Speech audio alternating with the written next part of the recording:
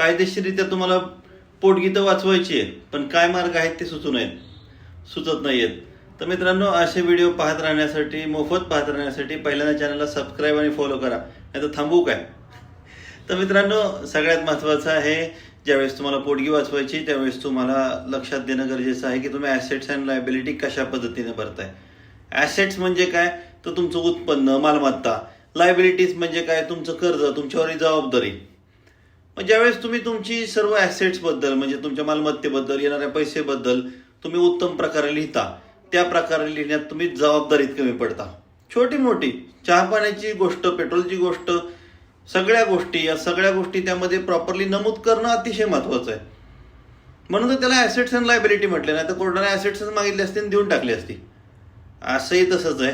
त्यापेक्षा जरा लायबिलिटीज देण्यावर, लायबिलिटीज प्रॉपरली मेन्शन करण्यावर अधिक भर द्या, फायदा होईल.